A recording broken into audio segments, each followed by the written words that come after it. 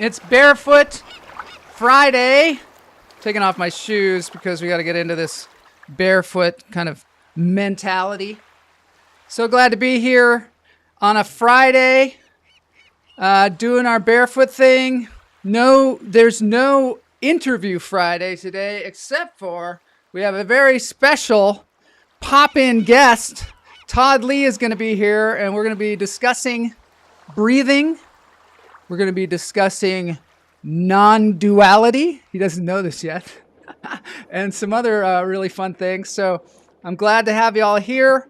At the top of the show, I just want to say happy birthday to my Aunt Jean out there. Friday the 13th, yes. So happy birthday to Aunt Jean. She is a very special person in my life, and I love you. Hopefully I'll talk to you later on today. Let's go to Trinidad. Hell yes. Sounds like a good time to me. Today we're going to go to Hawaii for a little bit. We're also going to talk about, we've got a contest. Perhaps Todd will participate in the contest. I haven't told him that either. Just Jay says, happy birthday, Aunt Jean. I want to point out, I was on this awesome podcast called Drop the Mic. Daren Jenkins. I'm going to play a little clip here that he put on social media. There was that one joke that he says where he's Farrah Fawcett Majors has never called me once. After the hours I spent holding up her poster with one hand. It's embarrassing. And so at the time I was like, I didn't know what that meant. I pictured him like holding it up against the wall with one hand. I didn't understand it. Okay, what's that mean? Oh, and then later up, yeah. Okay. So there's a lot of comedy like that in there that I didn't understand, but then there was a lot of stuff that just really resonated with me because it was absurdist, which I enjoy that. Absurdist comedy. Like, who are some of your early influencers or like people that you look toward as role models of sorts? I think everybody on Saturday Night Live back in the day, Dan Aykroyd and Bill Murray and Chevy Chase and Lorraine Newman, all those people were just so incredible and such an influence on us, and old enough to stay up at night and watch that stuff, but somehow we all snuck in, whatever we did, turned on the TV, because you could only watch it in the middle of the night. Yeah, but everybody was watching it, and you couldn't go to YouTube and watch a replay of it or anything like that. But that stuff really influenced me as a comedian and as an actor as well. So that is the Daren Jenkins podcast, Drop the Mic. I invite you to check it out. Daren is like the coolest guy you'll ever meet. I got a chance to actually meet him in person as well in New York City because he came to our event at the Fotografiska Museum. Link is in the show notes. Let's get on with the show. Hey, Guy Fly, how's your...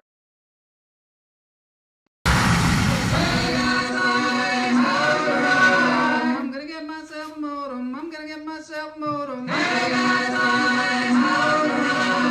gonna get myself a modem. I'm gonna get myself a modem. I'm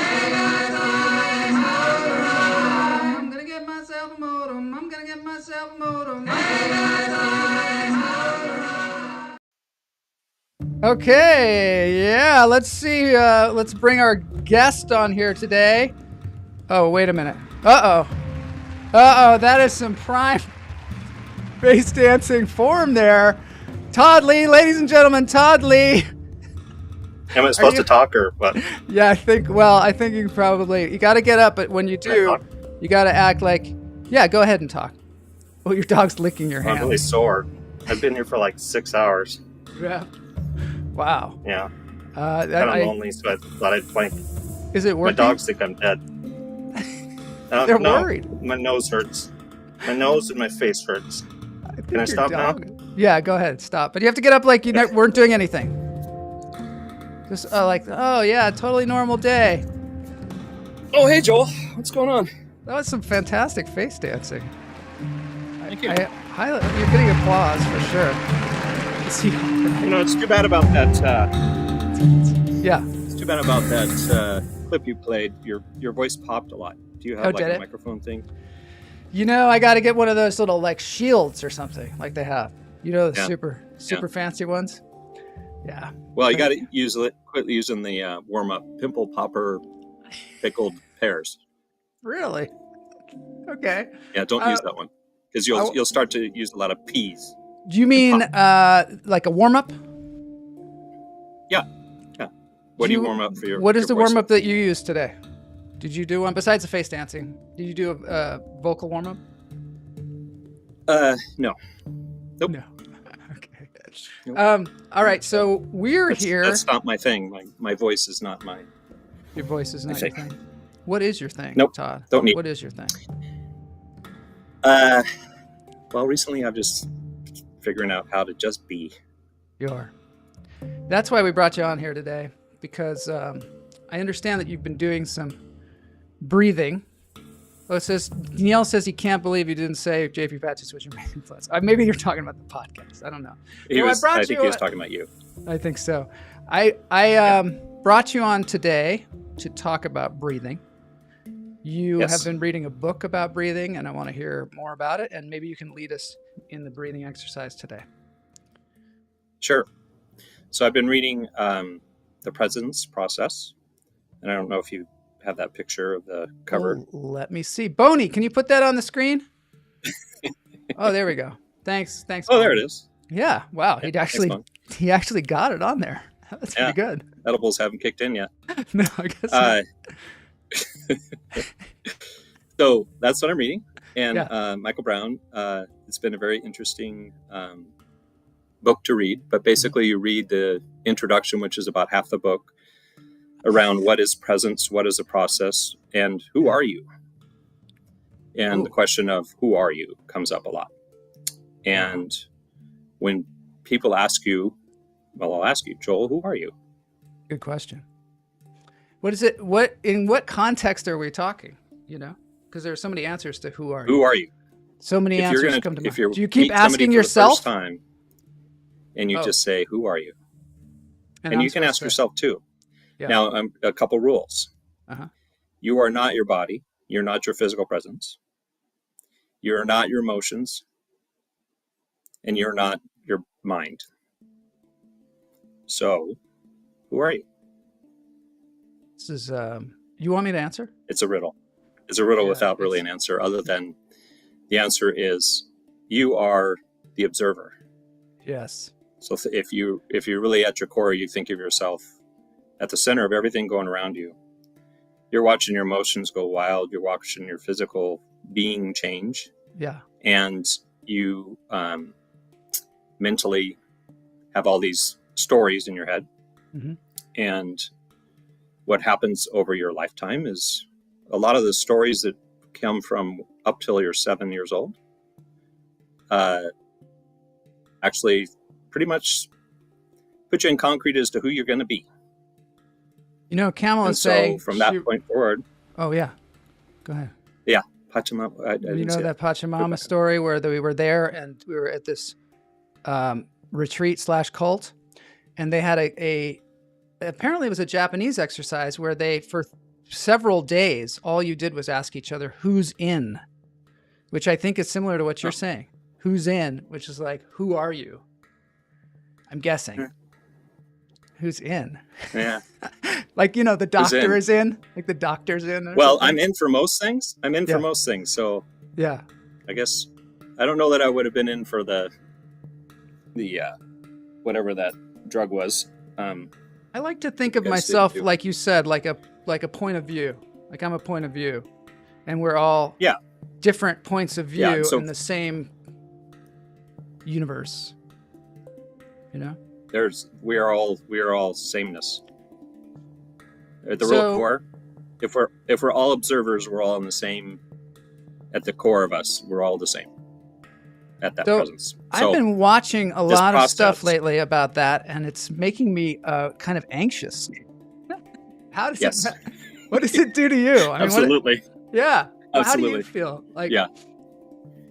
So well, that's part of the process. That's part of the presence process, and he's very clear about that in the book. Is that a lot of things are going to come up. All of a sudden, you're going to feel really nervous and anxious, and you're going to be sad. You're going to be depressed. You're going to be excited. You're going to be happy.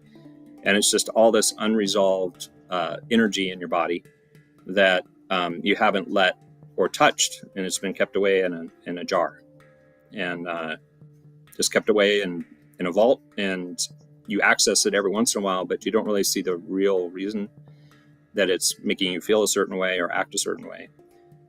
It's just there, and it's part of your storage closet. I like to call mine the room of requirement. I know you don't know much about anything about Harry Potter, right? Nothing. Okay. Tell me. So the room of requirement in Harry Potter is a room in Hogwarts, the castle, where a person can walk up to that, and if they need a place for something, when they used it a few times for storing things, they used it a few times for having a group meet. And as soon as you stand at a certain place and you think to yourself, I need a place, a door opens up, and a door just comes out of thin air. You go into that space, and it's a room full of all sorts of things that people have stored over the years and years and years and years. And it's the room of requirement. And there's things back from ancient history. And so, just Jay, come on. It's embarrassing not knowing about Harry Potter. Continue. Yeah, you gotta, come on. I can give you It's humiliating. That's for that's a different topic for a different day. Yeah. So my room of requirement is where all of those jars and memories are. And I don't know how to access it most times, but when I do access it, I access it accidentally, because all of a sudden I have a reflection of something that reminds me of that, and then I project whatever it is about that upon someone. So quick example of that is I spilled a cup of coffee all over our car yesterday when I was taking my wife to the airport. And she runs inside, and I'm like, no, I got it. And she comes back and she starts cleaning it up. And I'm like, no, just let me clean up my mess. I should clean up my own mess. And I got really mad. I was mad at her for helping me clean up. When at the same time, I should have been like, thank you. Yeah. But every time she helps me clean up, I get pissed off because I'm the one that created the mess. Well, when I really think about it, when I was a kid, when I was 4 or 5 years old, if I had made a mess, I better damn well clean it up. There wasn't anybody coming behind me to clean it up. And when I clean it up, I better do it right. So you had that. You still are holding on to that. Oh, yeah, absolutely. But I think now that I've recognized that from my past, that when that comes up again, I'll understand, okay, that is why I'm getting upset. And then I can tell that person. When I told her about that, she goes, oh, I get it. Isn't that interesting? And think about it up until then, and I would just get angry with her when truly she was just trying to help me. There's so many things like that you think about. So the thing to do is when you have the cue is if you get upset or you feel a certain way, you got to go, okay, what's this about? Because it's not about the other person. It's not about the situation. It's never what you think it's about. Yeah, is it? It never really is. That's Yeah. why people are so confused when you get upset about things like, like, what the hell? Why are you getting so upset at me? I want to acknowledge Marvin Nance is in the room from LinkedIn. We are now streaming to LinkedIn. Marvin Nance is a longtime friend of mine and colleague. Thanks for being here. So so it's like a new thing. LinkedIn actually let you I know. Wow. It took me They know what they've done. 2 years to be able to stream to LinkedIn. So let's not blow it. Oh boy. No. Okay. We better trim it up here a little bit. So in the book, this is really fascinating and kind of above my head at times. So I'm really I'm enjoying it because it's a lot above my head. Can you tell us there's like a breathing exercise in the book? Yes. Can we do like a little bit of that? Tell us about it. Yeah. So you get through the first half of the book, and then you go into a 10-week presence process. And each week you have a chapter to read. And each week you do a breathing exercise twice a day. And each week is different as far as what else you do. So this week is about reflections and projections. So just like I did with my coffee event, when I have an upset like that, I start thinking about, okay, well, why am I projecting this on Sue or projecting it anywhere? what's at the core of that? What's the reflection that's causing that? And so that's what I'm focused on this week. While I'm doing that, every day, morning, I do it in the morning when I get up, and usually at night. You're supposed to sit somewhere comfortable, somewhere you're warm, and that your body is just comfortable, where you're not going to be distracted by the fact that you're too cold or too hot or whatever it is. And you can close your eyes or not. And then you basically breathe in and out through your nose. You don't pause between your breath. And that's called being present and present breathing. And it's an odd feeling because you feel like you're going to hyperventilate at first. Yeah. But once you get used to it, you get into more of a flow. So as you're breathing in, you say I. As you're breathing out, you say am. And you breathe in and you say here. And you breathe out and say now. And then you breathe in and you say in. And then you breathe out and say this. So I am here now in this. I am here now in this. So each word is a breath in or out. I am here now in this. Okay. Yes. So. And you're supposed to do it for 15 minutes. Wow. But for purposes of the audience, so you keep an audience, we should probably do it for like a couple rounds. Okay, let's do it. Can we just do this in our mind? There's no judgment. Right. You do it in your mind. You don't say it out loud. You want to breathe enough to where you can hear. It is a lot like yell. Yep. You get it, yell. Yeah. I love it.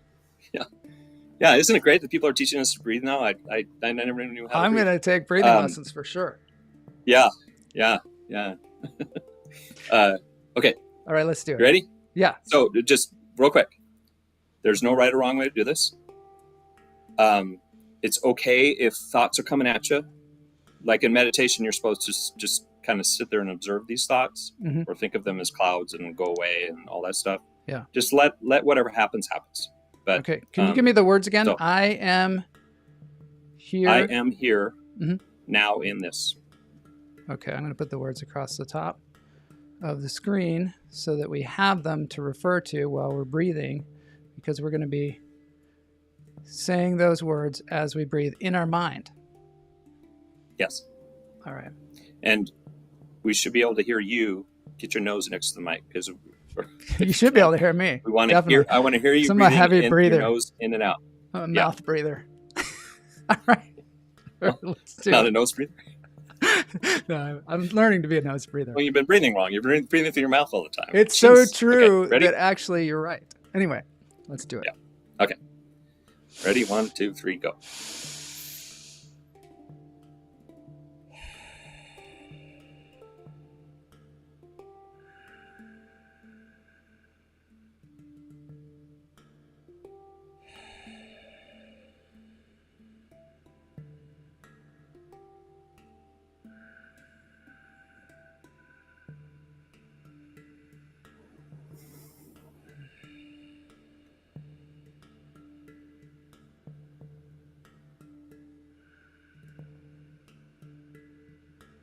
Or not to pause between your breaths.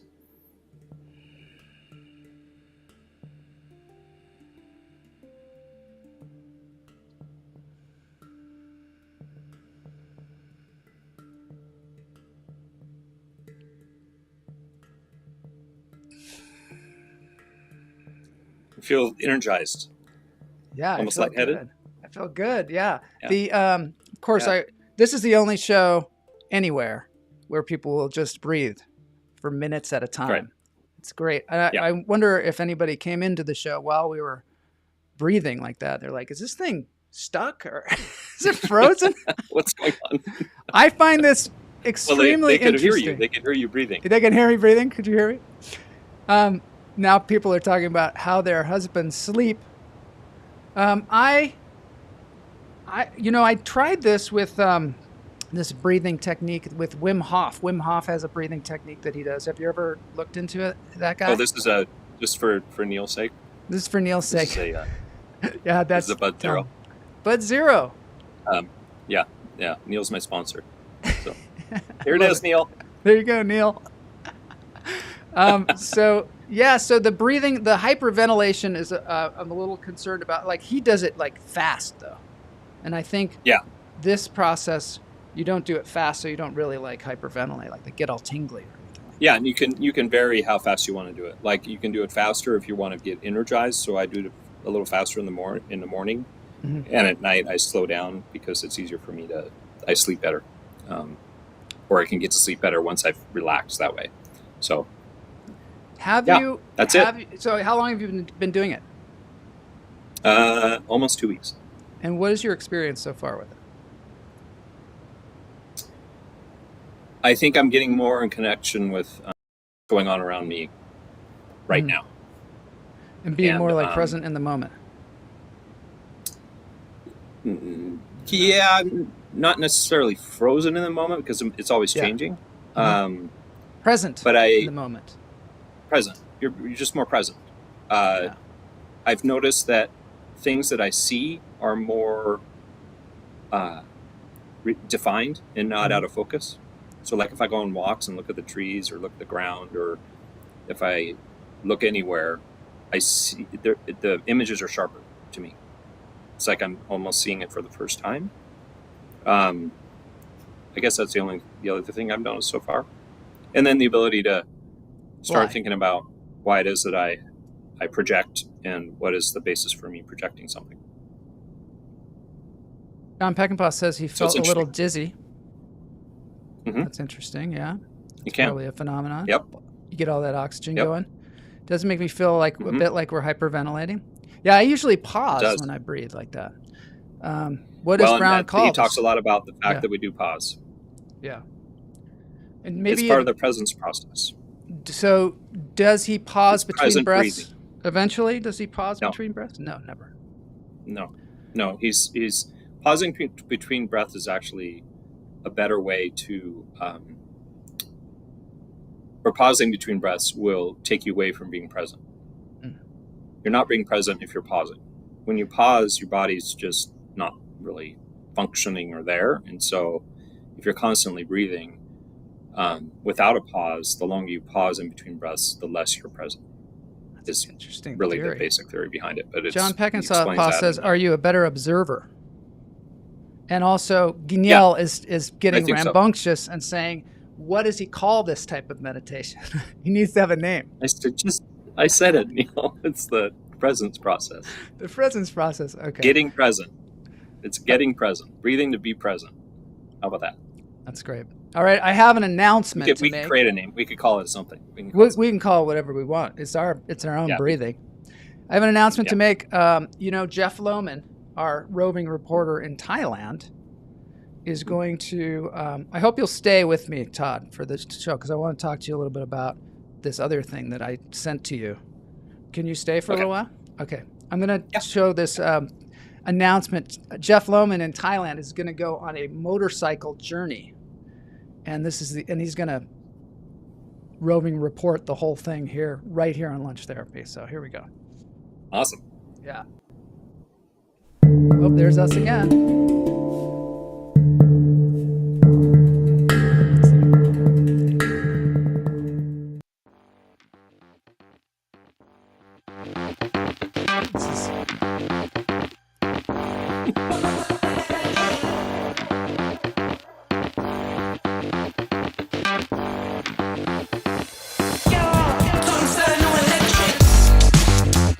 This thing is actually this guy Obvious Plant who does these awesome products that he puts in supermarkets that are like spoof products. And now we're getting on to Jeff, but it says an old Nintendo or something. Right, exactly. But since it says Jeff, we thought we'd play that too. Eastbound and down, loaded up and truckin'. Are we gonna do what they say can't be done? We've got a long way to go and a short time to get there. I'm eastbound. Just watch old Bandit run. Keep your foot hard on the pedal. Son, never mind them brakes. Let them all hang out, 'cause we got a run to make. The boys are thirsty in Atlanta, and there's beer in Texarkana. Yeah. And we'll bring it back no matter what it takes. There you go. There's the trailer for the new Wow. Super Jeff motorbike tie time rolling reporter lunch therapy. It's a long title. Anyway, so there's that. Can't wait. Yeah, it's gonna be good. So we're really looking forward to that. I don't know. I've got so many of us on the screen right now. So Jeff's gonna travel around. He's gonna do that. That's our announcement for the day. Do you think? Hopefully, he's not gonna get hurt. That's what we're hoping. What's that movie that it's about the guys that start in Chile on a motorbike and they ride it together all the way? Yeah. Isn't that Obi-Wan Kenobi? No. No, it's like travels on a motorcycle or something like that. Okay. It's a great movie. It's gonna be like that movie. It's gonna be just like that movie. Everything in your life is around Star Wars. Jeez. I know, everything's Star Wars. That's all I can think of. No, but I think the actor who plays Obi-Wan Kenobi, isn't he in that movie? Maybe somebody will tell us. No. Oh, No, he's not it. No, it's a different movie. I think he made a movie like that too. It's a Motorcycle Diaries. Yeah, that's it. the Motorcycle Diaries. I gotta watch that. I gotta clearly watch that because I'm great. out of it. It's really great. Yeah. It's unknown actors that get on a motorcycle and decide to drive north, and they go through all sorts of experiences. One of them, I think they go to a leper colony. Really? Which is interesting. I'm gonna have to watch that movie. Falling Water House in the background. Yes, it's here again. It's definitely something Todd requested because he has a history with his aunt and the Falling Waters, and she was an artist, and he builds. You're going to things. get me to start projecting there, Phil. All right, good. We can see it in action. Could be why I hate and love architects so much. Yeah. Oh, Just Jay says Ewan McGregor. Yeah, there's some kind of Ewan McGregor. I know, rattling around in my brain, there's some kind of documentary where Ewan McGregor. There's a Ewan McGregor. Yeah. Rides on a motorcycle. It's a newer one, but it's not the one I saw. What was Jeff saying in that thing? It's apparently the lyrics to a song that I think is in Smoking. Sounds like a what do they call them? Booze runner. Exactly. Something. So I think it's from Smoking the Bandit. I think it's one of the songs in Smoking the Bandit, which is of course the greatest movie ever made. Or Dukes of Hazzard. Might have been Dukes of Hazzard. One of the songs Dukes there. of Hazzard, yeah. Just the good old boys. Yep. All right, so now we're going to have a new segment, and it's called People Therapy. So we usually have animal therapy on the show, but this is people therapy. So here we go.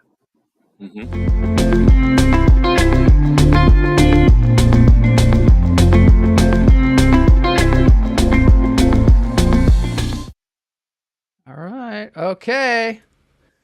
Yes. Okay, people therapy. I have no idea why we have the thing on the screen, and I lost Todd. And it's just a I like mess. my hairdo better. You do, yeah. You got a nice hairdo. All right, so this is it's a new segment, so it's a little rough so far. But the new segment is called People Therapy, and this is a movie that I made you watch. It's a 38-minute movie on YouTube, and I highly recommend this film. It is called The I still Art have rope burns, of by the Life. way, on my wrists. You tie me down to watch the movie. I tied you down. Sucked. I made you watch this thing. It's 38 minutes and it goes by super fast. It's about this guy, Michael Behrens, who these people, Zaya and Maurizio Bonazzo, they're filmmakers, and they have a thing called Science and Non-duality.com. I'm trying to get them on the show. I'm going to get them on the show at some point. But they made this film because they met this guy on the beach. And he looks like this. Well, that's him swimming, of course, but that's what he looks like.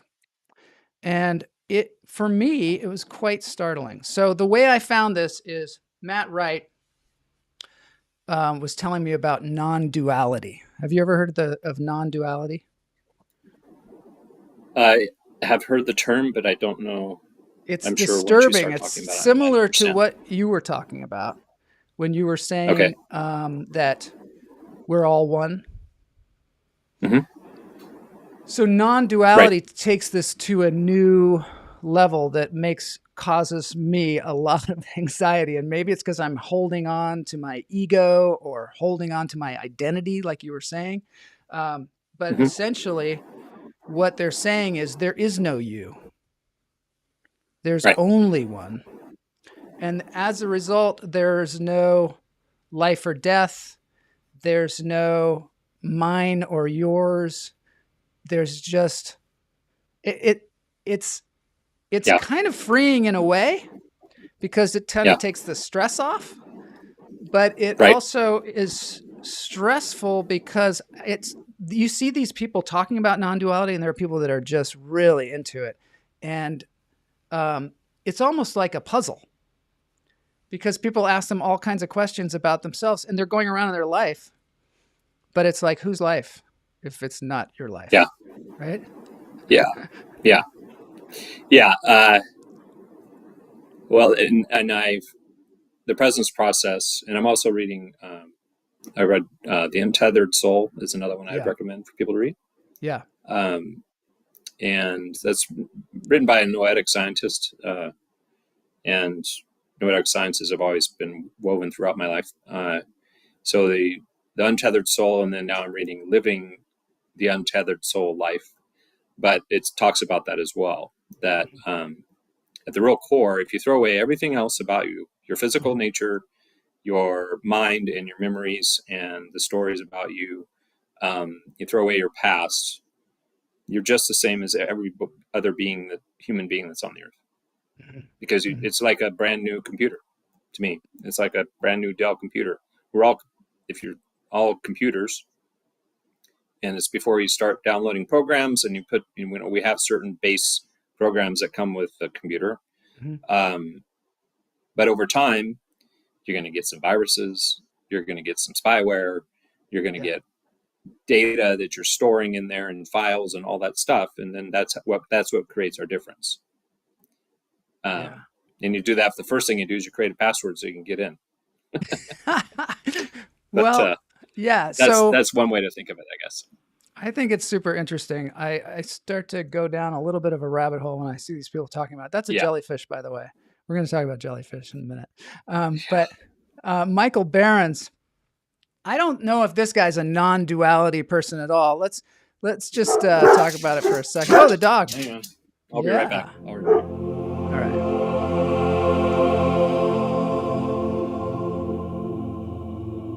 Here we are. He's gone. But I'm going to take the moment for a second here to talk about Michael Behrens in this movie, because this guy lives in Hawaii. Behind me is Hawaii. And in Hawaii, he's started out as this mathematician, this kind of a genius mathematician, and he went through his whole graduate school studying math because he was just so good at it, and eventually got a position at MIT, and then decided he didn't want to be there because there was no beach and it was not warm enough, which of course makes sense. Matt Wright says a spoon is the beloved experiencing itself. Matt, damn you! What does it mean? A couple of prunes will fix that. Oh, maybe that's where Todd went.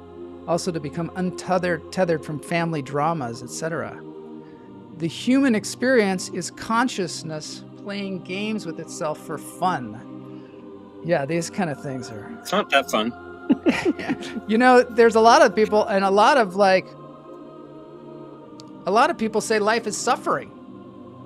And it's, so Michael Behrens, mathematician, genius mathematician, finally decides to go to Berkeley. And he goes to Berkeley because it's beautiful there and there's beaches nearby. But also, it's weird because he got the position because the Unabomber left. Did you hear that part of it? The Unabomber, I guess, I guess he was a mathematician too. And he had a mathematician position there, like teaching math and getting his PhD or something like that. And he left, and this guy, Michael Behrens, took his spot.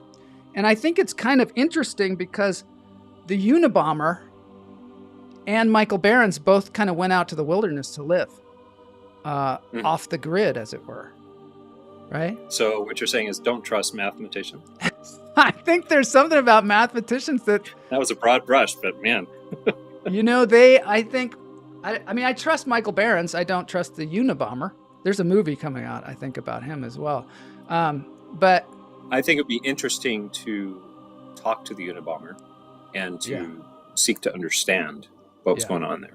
Yeah, because it's because I think some people would meet Michael Behrens, and I mentioned to you after I saw that I'm almost positive that I saw him a couple times when I was in Maui about a month ago on the beach, and he was in this part of Wailea Beach where it's just kind of secluded, and just doing yoga, doing different things, and people come up to him and start talking to him out of curiosity, and he's very open and friendly with them.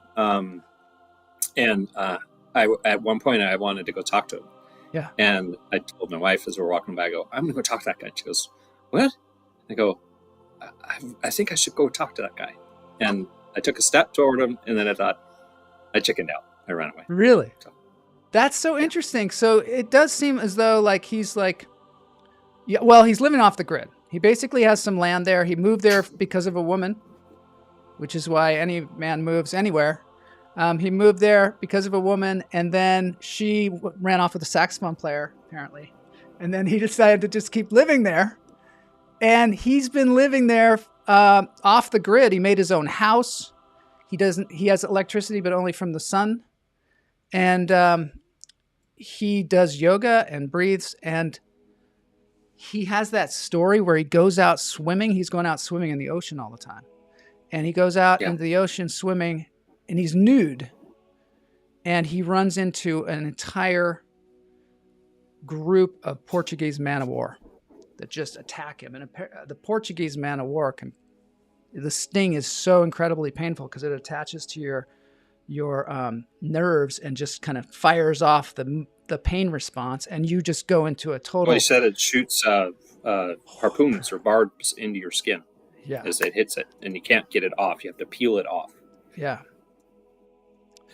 And so he had a bunch of them, and some of them were like on his genitals, and some of them. And anyway, he said that in that moment, though, this is what's kind of interesting, is in that moment, he said he felt closer to all the people who are suffering in the world, because he was suffering so much pain that he suddenly felt the presence of all the people suffering in the world. And I think, it's really interesting because a lot of times what people say is it's not really what happens to you, but it's how you experience it. And for him to get some kind of positive experience out of that, and then continue to swim in the ocean. And what happens when he swims in the ocean? He becomes friends with all these dolphins. Do you think that's true? Do you think he was making that up? That thing? No, I don't think that. I think that was true. Yeah. He goes there are spinner out. dolphins all over Maui. Have you ever seen dolphins when you're in Maui? Yeah, they go by all the time on Wailea and Kihei. Wow. Let's see what Matt says. The Untethered Soul references Ramana Maharishi, who taught the essential question to understand reality and access freedom is, who am I? This is exactly what you were saying at the top of the show, Todd. Yeah. Who am I? And our answer to that is, we're just a point of view. I'm a point of view. Think? I am. I am. I like saying I am. Have you seen the movie I Am? Another movie. Another great documentary film. Yes, I have. Yes, I have. It's a good one. I think, his life that he's living, he's a hermit. I think. A hermit. He lives alone. They don't really talk about, he lives alone. Yeah. In the middle of off the grid. Yeah. I think that I know what brings me happiness, and another part of the Untethered Soul is you create. If you feel sorrow, if you feel like life's too hard, or you feel that way, you're the one making you feel that way. Yes, there could be circumstances where it's like any person in that circumstance would feel that way. Well, you're choosing to feel that way. So you have a choice. You have a choice not to feel that way. And so one of the things he talks about in the Untethered Soul, and I can't remember the author, but he talks about when you wake up every morning, and this is what I do, I'm going to choose to be happy today. And so anything that comes at me, whether it's good, if it's bad, and we have bad stuff hit us all the time, I'm just going to choose to be happy. And I'm going to choose happiness over being angry, being mad, being sad. Can you do it though? Like when you're really in a funk, can you just go, I'm going to choose to be happy? No. No. It's hard, right? Who do you think I am, Joel? I'm human just like you. Yeah. I get stuck up in the web just as well as you. And I think the reason that people, we look at somebody like him, like Michael, and we don't understand it, and therefore we fear it. And there aren't enough of us out there that think in the way he does, or are present as the way he is, and therefore we run from it rather than engaging with it or embracing it. Because as soon as you start talking this stuff with most, they're going to go, "Ooh, you're a little out there." Yeah. Well, and so. Well, you're asking the questions that need to be asked. Cult of the Hummingbird says, I am no thing. And Matt Wright says, and everything. Yeah. You're not just a drop in the ocean. You're the entire ocean in a drop. I love that. I wonder whether that relates to Jesus on the cross somehow, or the mythology around it at least. That's the, who am I? Let's see what Matt says. Totally, the Christian mystics got it. The Sufis got it. The Buddhas got it. The Advaita Vedanta gurus got it. Ayurveda. Bloss, who's very deep, says, I was driving home from Woodland Hills on the 101 freeway eastbound, and I live off Woodman. I must have been driving and enjoying the human experience. What does it mean? You forgot to get off at your exit? Yeah, it's like when sometimes you drive somewhere. Yeah. And all of a sudden you're there and you don't remember driving there. Scary. It's because you're deep in thought. Because you're in the zone. Yeah. I make myself smile first thing when I wake up every morning. It works. Yeah. I met a man, who was a very good friend of my father's once, and he told me that every day he would get up and he would look in the mirror, and he'd look right in the mirror, and he'd smile big, and he'd go, you're a happy man and you're the best in the world and you're going to go get it today. And he would do it no matter what. Yeah. There's that Mel Robbins also who says that she high fives herself in the mirror every morning. Yeah. She actually does it. She said, you got to do it. Well, if it comes really down to it, you're the only one you got. Yeah. Right. By the time I realized I was exiting Gower on my way to a house I haven't lived in for the last 20 years, I had to turn around and go back. That's a good one. I like that, boss.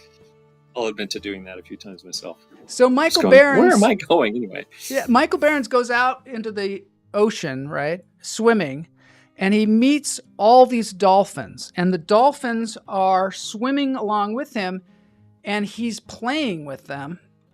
And they have games that they play, and he comes up with games, and they come up with games.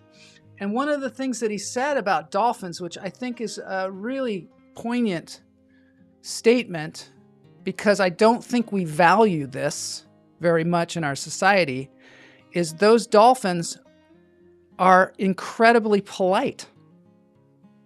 Mm-hmm. And I thought that was a really interesting takeaway from it. He said they live in these pods, and they probably would be eaten a lot more if they didn't live together in these pods. So basically, if you get kicked out of the pod, your survival rate goes way down. So he said they've learned to live together in such a symbiotic way, and they're so polite to one another and so accepting. That was the other thing, is he said he felt like he was a part of their pod. Mm-hmm. And I thought that was a beautiful thing. The part where he was talking about when he first swam with them. Yeah. When he first swam with them as a group of about a dozen.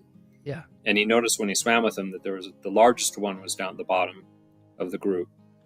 And the large one, whatever the way that dolphin turned, the rest of the group would follow. And if the dolphin went that way, the rest of the group would follow. And so he started doing the same with the pod.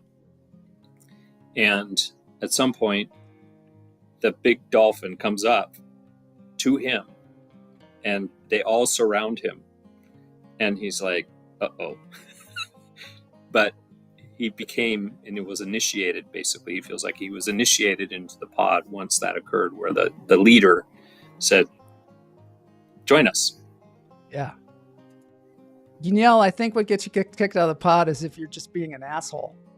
I think that's basically what it's saying. If you're not polite to one another and not a part of the group and you're just kind of causing trouble, you can be kicked out of the pod. Neil needs to go get a mirror and look in the mirror and ask him what gets him kicked out of the pod, because he's had a few experiences like that. Exactly. But so, and the other thing that he was saying about these guys is that these dolphins one day came and they were trying to take him somewhere. And he was like, I can't go because I'll probably die because it's just, too far out there. But what was happening was there was a big party going on. There's a big dolphin party going on in the ocean, and all these different pods were all getting together to party down. Yeah, he said there were thousands. Of them. And he said also he left because he was going to die. But he said that he kind of regrets not going. It's a beautiful thing. It's beautiful. Have you ever? Guess what? Dying is a once in a lifetime chance. Yes. Or it's a once in a lifetime thing, and it's guaranteed. And some say it's just another state of being. It's another, yeah. Who's to say? But just People say it, but we don't know whether it's true. I'm gonna have to go rob a store or something. I'm getting too spiritual. I like it. Let's look at some jellyfish for a second. Okay, it's wildlife therapy time, and today it's jellyfish. All right. Do you know anything about jellyfish? They're not made of jelly. They're not. They're not good on toast either. No. So. Don't pick up the ones that have what look like little strings or things below them. Portuguese you can pick up the ones that don't. War. We're walking along the beaches around here where. Do you pick them up when you're in Hawaii? Do you pick them up? You do? No, not in Hawaii. Oh, not in Hawaii. Not in Hawaii. No. But here's the sound, So here's the jellyfish I was showing earlier. I don't know why we have the scoreboard on the screen because we're not going to make it to the contest today. But there's the jellyfish there, somebody holding it. I didn't know you could actually hold a jellyfish. Let me do this too. So how do you know which ones you can hold? You look for the tentacles that are hanging down from the body. Wow.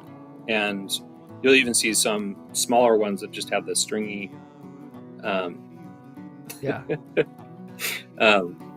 the string down from their body, where if you do it, you're going to get stung, but it's not like a experience.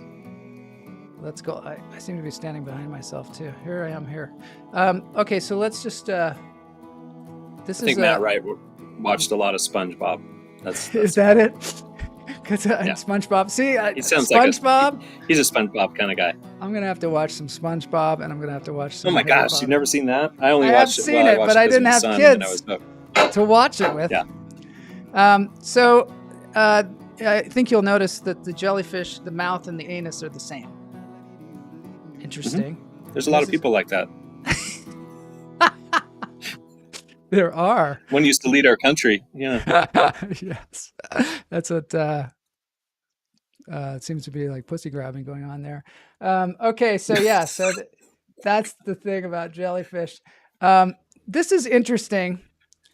This is an interesting fact. There is an immortal jellyfish. Speaking of life and death, this jellyfish, I'll not try to pronounce it, but this jellyfish actually will get to a certain stage in life or like a maturity, and then will go back to immaturity, sort of like on lunch therapy.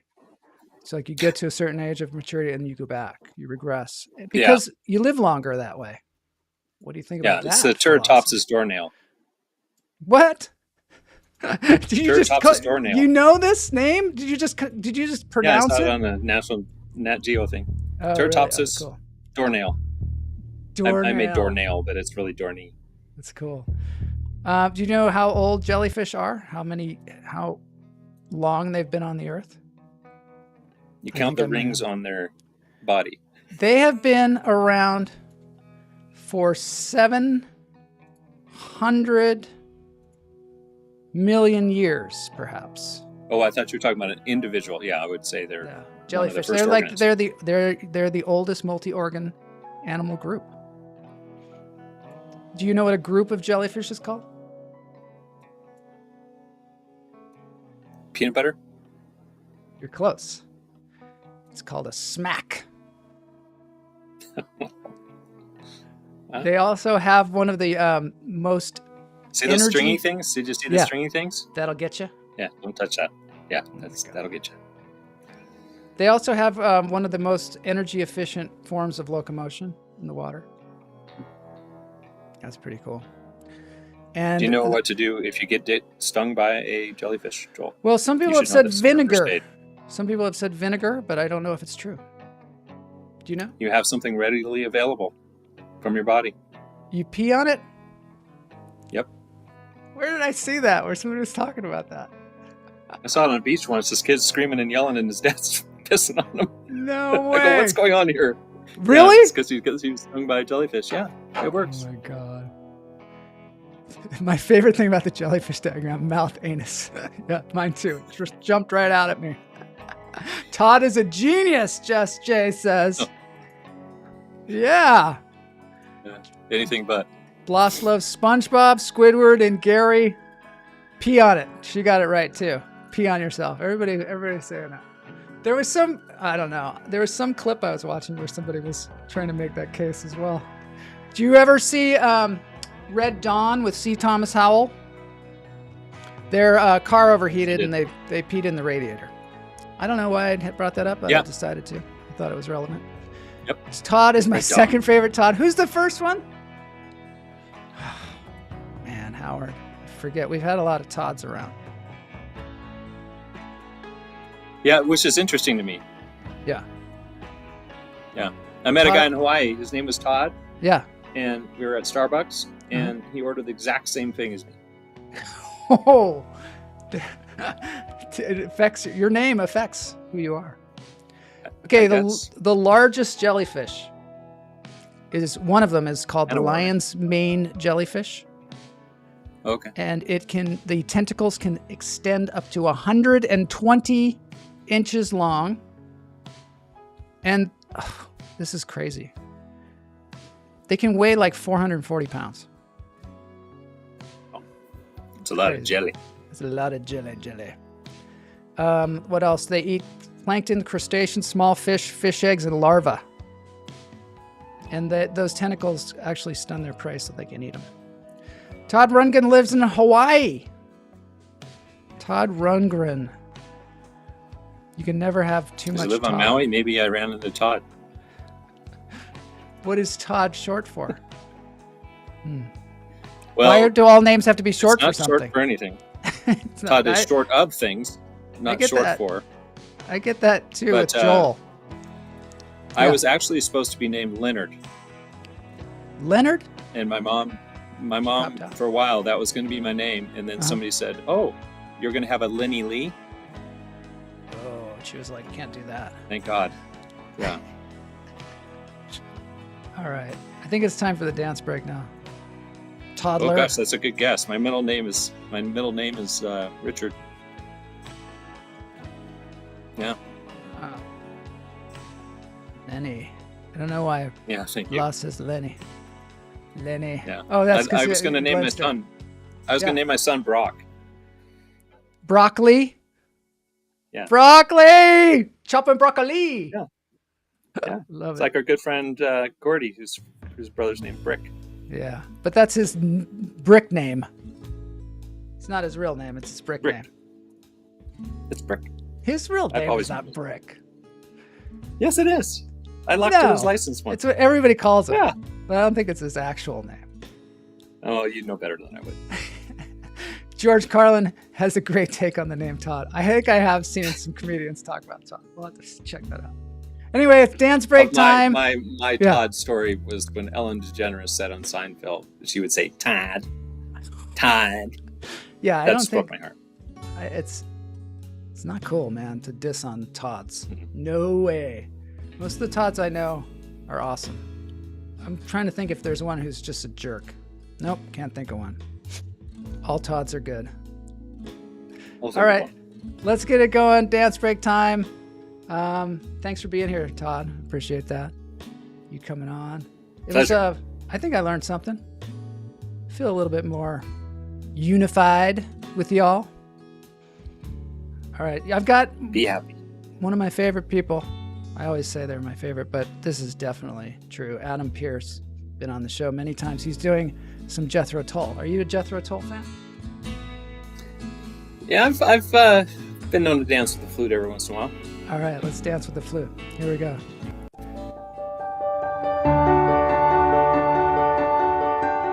Welcome back, y'all. I decided to do a little abbreviated makeshift intro for this song. I hope you enjoy One of my it. favorite people.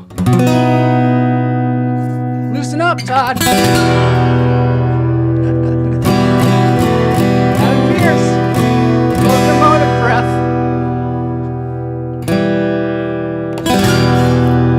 Where's this flute? I wish I had a flute, and I totally need it. All right. Yes. Big intro to this thing. A lot of anticipation. I thought he was going to cut the intro short. Yeah. Here we go.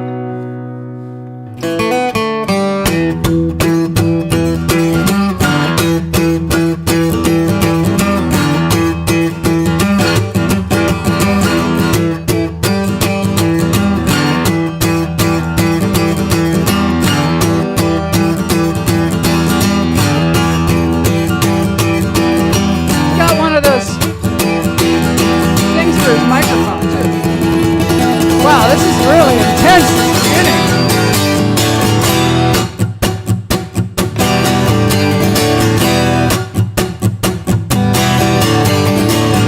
In the shuffling madness Oh, yeah. of the locomotive breath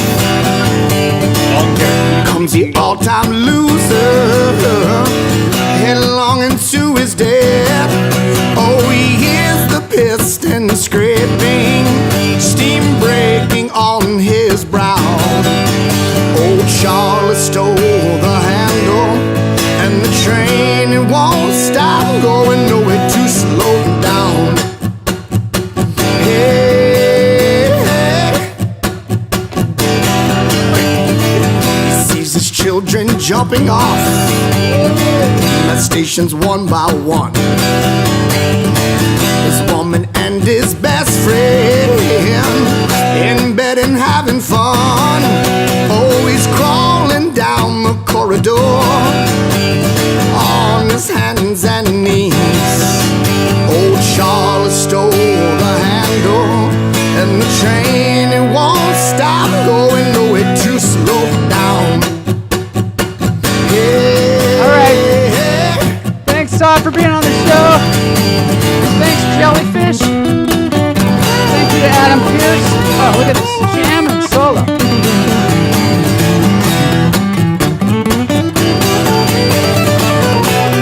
Oh, he's face dancing.